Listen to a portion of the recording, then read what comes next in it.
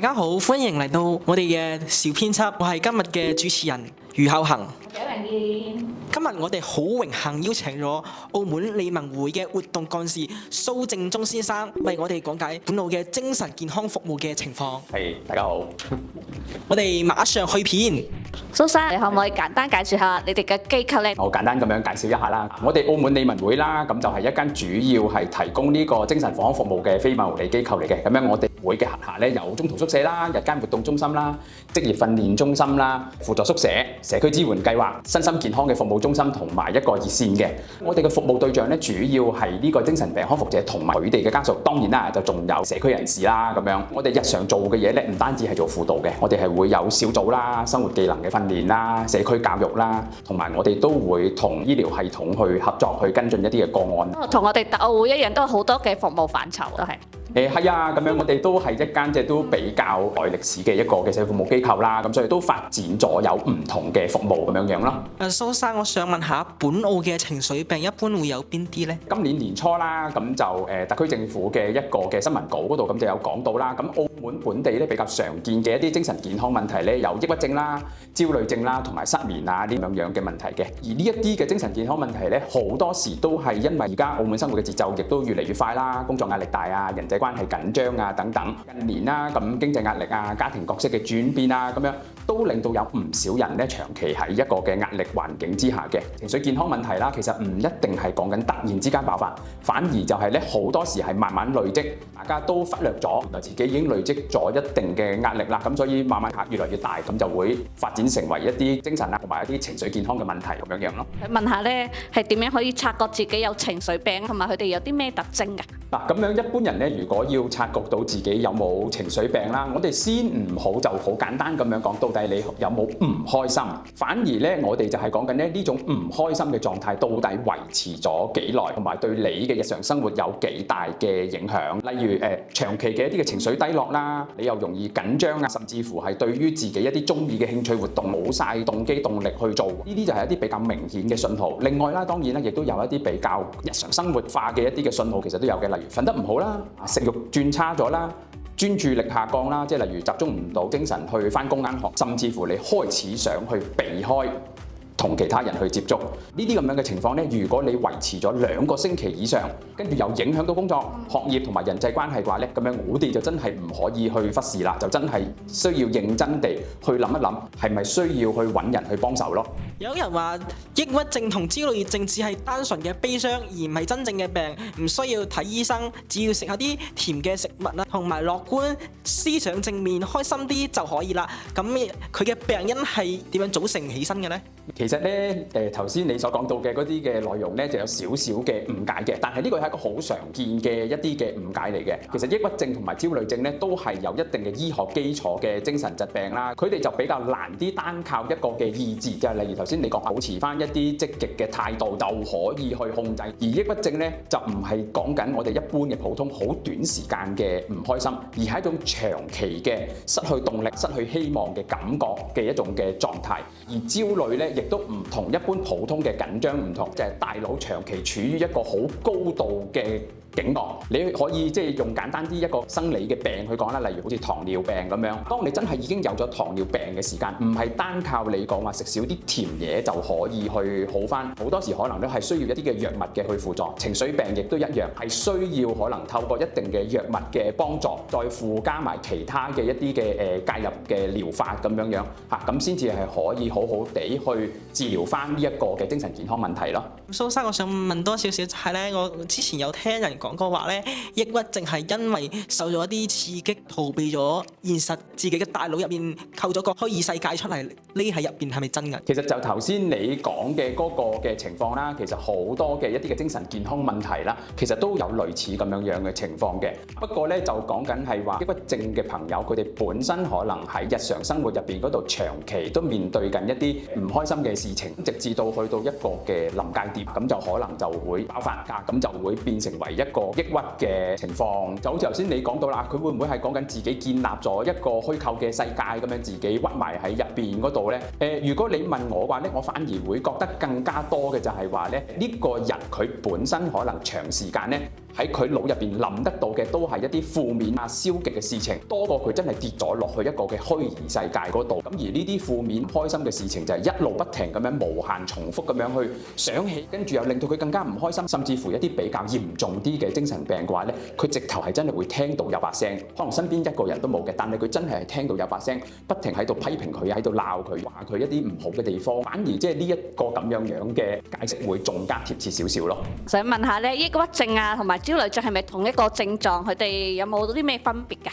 其實咧兩者係有少少唔同嘅。抑鬱症咧普遍地嚟講咧，都係講緊佢成個情緒咧係喺一個比較負面同埋消極嘅狀態之下。咁佢可能就係會冇乜動力，淨係會不停咁樣有一啲唔開心嘅感覺浮現出嚟，而令到佢個人係越嚟越消極。焦慮咧，佢哋係有一個好大嘅動力，係對於身邊發生嘅事情咧有好多嘅擔心啊、緊張，好驚會出錯，造成一啲好嚴重嘅問題。咁而呢兩者嘅分別咧，你會睇得到咧，焦慮嘅朋友可能佢會係比抑鬱嘅朋友咧，會多少少嘅動機動力去嘗試解決一啲嘅問題，但係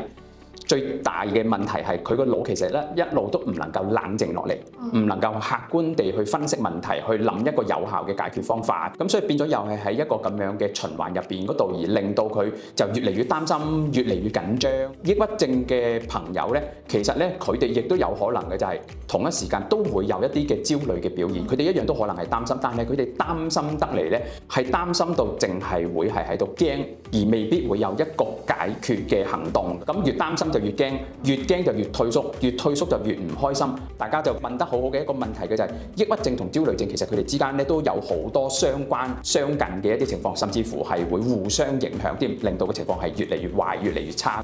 咁即係兩個都係啲負面嘅情緒咁樣嘅。係啊，都會係一啲比較負面嘅感覺發生喺一個人身上面嗰度咯。咁蘇生，我想問下本澳嘅求醫流程係點個樣㗎？其實澳門咧有公營啦，亦都有一啲私人嘅醫療機構咧，就提供相關嘅專科嘅服務嘅。咁先講下啦，呢個公共醫療方面啦，其實一般咧都係可以到澳門各個堂區嘅衛生中心嗰度去求診啦。經過佢哋嘅評估之後咧，覺得有需要嘅話咧，就會轉介翻去人白雀綜合醫院嘅精神科專科。而如果你係即係都有資源嘅，咁就可以直接去一啲嘅私家嘅精神科啊，或者心理治療嘅診所啊去求診啦。咁其實咧，我哋精神健康嘅問題咧，除咗醫療嘅服務之外咧，其實我哋都會建議嘅就係夾埋呢個嘅社會服務機構嘅一啲嘅輔導啊，同埋一啲嘅復康服務，會比較能夠咧係協助到一啲有需要嘅人士咧重新適應生活啦、管理情緒啦，甚至乎係家人嘅支援，喺各個方面去做介入嘅情況之下咧，係對於嗰個嘅康復咧係會有更加幫助嘅。如果係社工嘅話，對呢個有冇幫助㗎？社工嘅話梗係有啦，就好似我哋會嘅精神復康服務咁樣啦，我哋其實都係會有社工去跟進一啲有需要嘅朋友嘅康復者，佢嚟到我哋嗰邊嗰度，佢又肯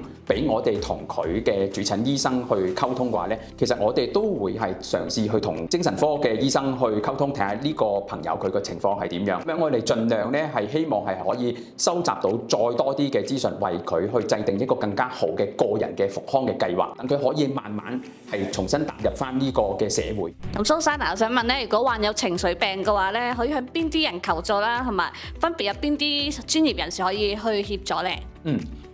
咁樣咧，其實咧，即係如果有一啲精神啊或者情緒健康問題嘅朋友啦，如果佢哋係需要嘅話咧，其實係可以去到一啲普通嘅社會服務機構嗰度去揾社工幫手做一啲嘅輔導，咁樣疏導翻佢一啲嘅壓力，其實已經有一個嘅幫助。咁但係如果佢嘅問題係比較專題啲嘅，例如在學嘅學生，咁就可能揾翻學生嘅輔導服務啊，又或者係佢嘅問題咧係一啲嘅婚姻方面嘅關係咁樣，咁我可能就揾翻一啲婚姻啊家庭服務啊去幫佢，咁就會比較切題啲去幫佢去消除佢相關問題嘅壓力。如果係講緊一啲比較慢性啲嘅康復者啦，咁就可能真係叫做需要我哋嘅精神復康服務。咁而我哋嘅團隊咧有社工啦，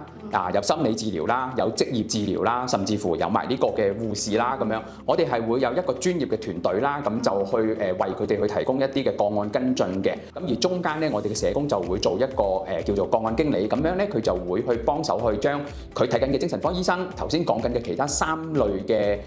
專業人士咁樣，咁就將呢啲嘅服務咧就串連埋一齊可能係幫佢將各個方面嘅一啲嘅介入咧，盡量做一個協調咁樣樣，希望佢係可以喺比較全面，由各個唔同嘅專業介入嘅情況之下咧，可以喺多方面嗰度得到一啲嘅支援，幫佢可以更加好嘅康復。哦，原來係咁。但係咧，我有朋友咧，佢就係咁啊，佢都有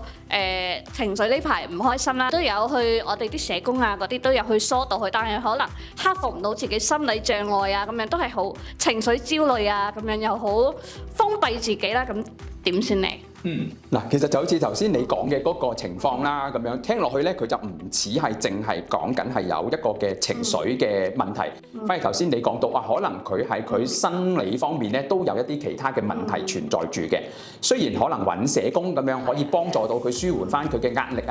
佢一啲唔開心嘅情緒咁樣，但係佢現實面對緊嘅一啲例如生理嘅問題甚至乎我講緊一般人而家面對緊嘅經濟問題例如失業一啲好現實嘅問題咧，其實係需要由其他唔同嘅服務嗰度去幫手嘅。就好似頭先我前面講到嘅，例如可能講緊兩公婆之間嘅一啲嘅嗌霎、一啲嘅衝突，你話係咪一般嘅社工可以去做得到呢？可能係一啲基本嘢係可以做得到嘅，但係如果真係關於佢哋兩個之間嘅一啲嘅婚姻問題甚至乎可能講緊嚟緊真係傾緊離婚財產甚至乎子女嘅撫養各方面嘅呢啲問題呢，咁可能我哋就真係需要交翻俾專業嘅一啲服務咁樣由佢哋嗰邊嗰度去幫手，佢就同一時間可以有唔同嘅專業人士幫佢去面對呢一啲咁實際嘅問題，就唔需要自己單打獨鬥。雖然處理咗情緒、處理咗壓力，但係當佢一翻落去要面對嗰個問題嘅時間呢，可能好快脆又會勾起翻佢一啲嘅情緒一啲嘅壓力咁樣。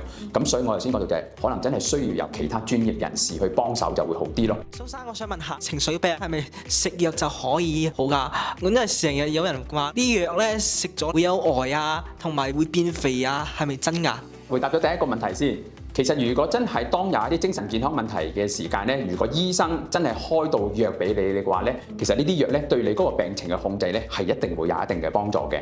雖然頭先啦你講到嘅就係食咗藥之後可能有好多唔同嘅副作用喎，例如會呆會變肥咁樣。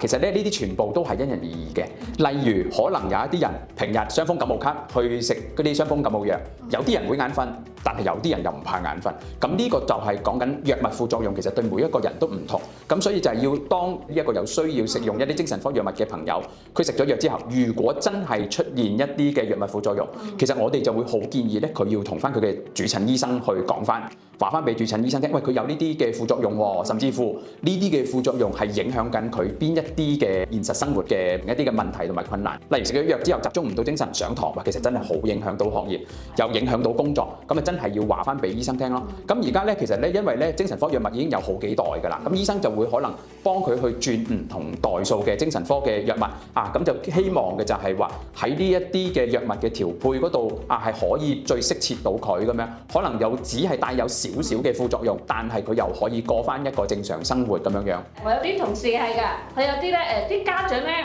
有時唔知點解唔聽啲醫生講，有時啲家長又搞到佢哋好做嘢陣間好呆滯咁樣，嗌幾聲先應到你咁樣嘅，係咁樣。係其實呢個都係一個我哋即係點解頭先一開始嘅時間我都講到，其實我哋除咗康復者之外，家人都係我哋一個嘅服務對象咧，就有好多頭先你講到嗰啲情況，家長咧就好中意係去加減藥咁樣。其實我哋理解嘅，因為始終咧就好似頭先講到啦，初食嗰啲精神科藥物咧，每個人嘅反應都唔同，有啲家長可能覺得哇，做咩食藥食到佢呆晒又流口水好驚佢哋會唔會係有其他問題。咁我哋理解嘅，咁所以咧我哋就會建議嘅就係家長倒不如嘅就係話擇起佢嗰啲嘅情況啦。咁到時候就喺覆診嘅時間就話翻俾醫生聽，因為喺佢最初期去求診嘅時間咧，醫生嗰個覆診時間咧都會比較短。咁可能講緊食咗藥幾個禮拜之後咧，咁就已經係可以去覆診，咁就醫生就可以因應佢嗰個狀況，就可能幫佢去調藥，由醫生去調好過家長去調。因為今日我哋討論咗兩個嘅病啦，其中一個叫做抑鬱嘅問題咧，其實就最罩忌係自己去調藥，因為抗抑鬱嘅藥咧，其實佢本身咧係慢慢改善翻一個抑鬱症朋友嘅情緒，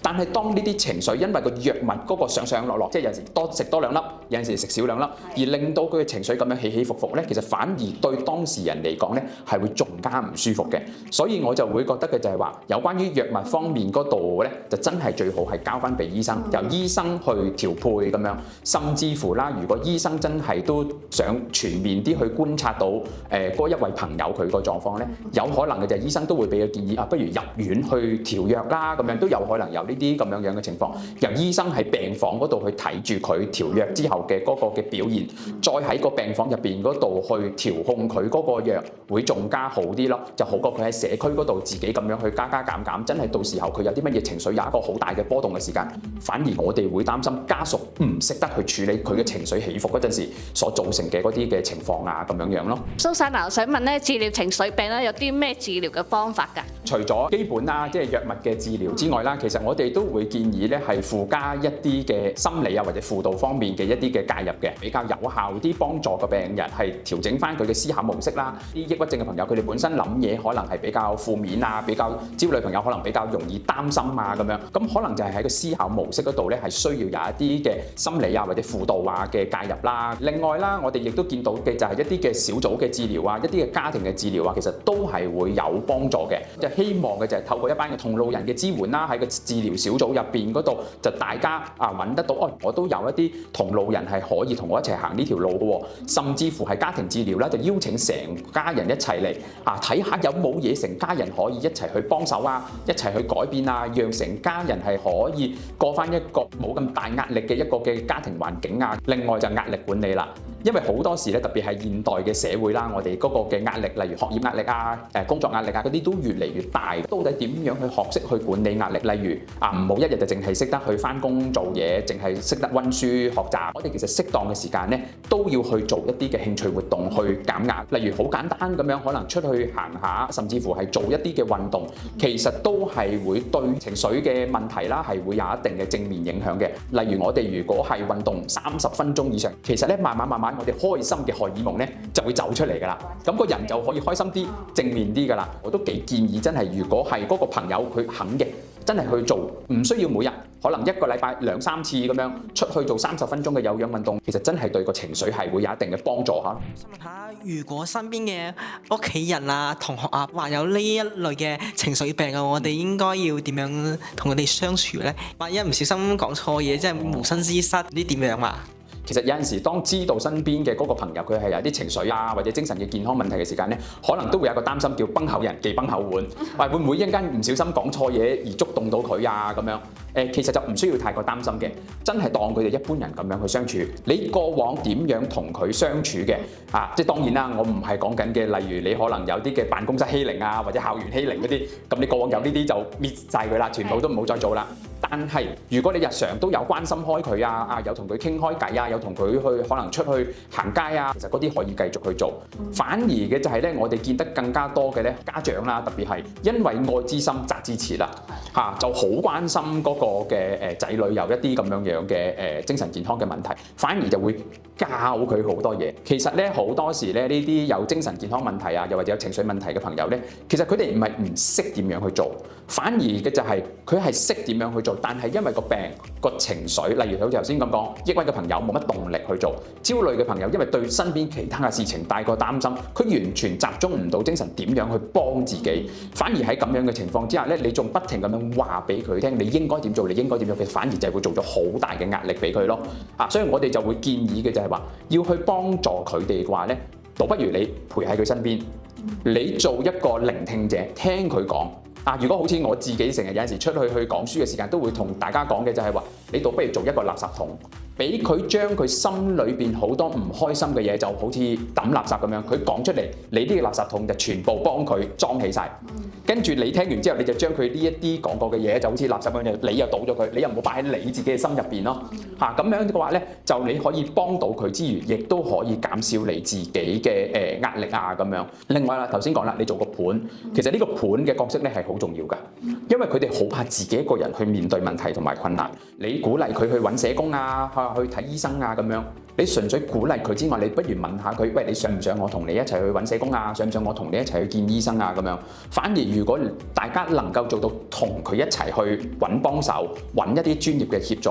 佢嘅壓力反而會仲細啲咯。咁蘇珊我想問你有啲咩建議俾我哋啲觀眾啦，等佢哋可以預防啦，或者避免患上情緒病呢？其實咧就好簡單嘅啫，只需要你 keep 住有一個嘅健康嘅作息啦，即係當日頭出嚟嘅時間，可能你就去翻工翻學或者進行一啲嘅活動，到夜晚嘅時間，咁可能我哋盡可能俾自己有充足嘅休息。咁而另外啦，就係當我哋去日間有活動嘅時間咧，我哋就會比較建議一個規律嘅時間表咯。例如佢就如果真係我係朝九晚五翻工咁樣我放工後我會唔會有一啲嘅休閒嘅活動，例如運動啦、朋友嘅聚會啦，因為呢個係講緊嘅就係話我喺唔同嘅生活層面嗰度，我都會有一個嘅空間去俾自己，其實係可以幫助到我哋處理我哋喺工作或者翻學嘅時間一啲積累咗落嚟嘅壓力咁樣。當然，如果真係覺得自己好攰啦，我哋都會好建議嘅就真係可能需要放下一個嘅假期讓自己係可以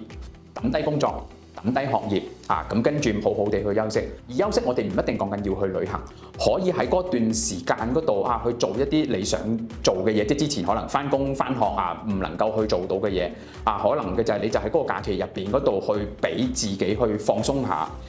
讓自己係可以叉好電啦，就去行之後嘅路。但係當然，如果當我哋幾時發現得到原來我係開始有一啲嘅信號話俾我自己聽，例如嗰排好似瞓極都唔夠喎，瞓完好似冇瞓過覺咁樣，甚至乎好似頭先你所講，夜晚碌來碌去都瞓唔着咁樣。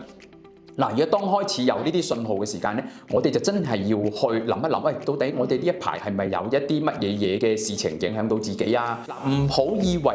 我發生緊一啲開心事就冇壓力喎，例如結婚、買樓、生小朋友嗰啲，其實都係壓力嚟㗎。咁所以嘅就係呢個都提一提大家咯，唔好以為開心嘢就唔係壓力，其實開心嘢都可以係壓力嚟嘅。咁如果當我哋係辨識到就即係講開始有啲睡眠方面嘅一啲嘅困難瞓極都唔夠甚至乎係翻工翻學又集中唔到精神咁樣嘅話咧，呢一啲我哋就真係需要去留意下，係咪需要揾一啲專業人士去幫手唔一定係講緊係精神科醫生嘅。頭先講緊嘅就係可能一啲嘅輔導服務一啲嘅心理嘅服務喺一啲嘅短期嘅介入，讓你就可以繼續你嘅正常生活。即使如果你講話我去到嚟緊嗰個假期我冇乜動力我只係想留喺屋企嗰度休息下。不過要懷疑一下咯，會唔會你呢一種嘅長期就只係想留喺屋企嗰度嗰個嘅休息，你發覺到嘅就係都對於你整體成個減壓放鬆冇乜幫助。因為有一啲人呢，佢哋只係因為冇咗一個去做一啲興趣活動嘅動力而匿咗喺屋企，並唔係講緊純粹真係想休息而匿咗喺屋企。如果你以前本身好中意一放假就出走下，例如好簡單咁樣，純粹上大陸去 shopping 去食好嘢咁樣，但係發覺到近期好似連呢一啲嘅興趣活動都提唔起勁去做喎，咁就真係要懷疑一下啦，會唔會係講緊其實你開始慢慢係開始有一啲情緒開始慢慢走向低谷嘅一啲嘅情況？呢個都係可以俾呢個 channel 嘅聽眾啦，咁樣可以認識一下到底點樣去幫到自己注意到自己一啲嘅精神健康狀況。今日好多謝阿蘇珊喺百忙之中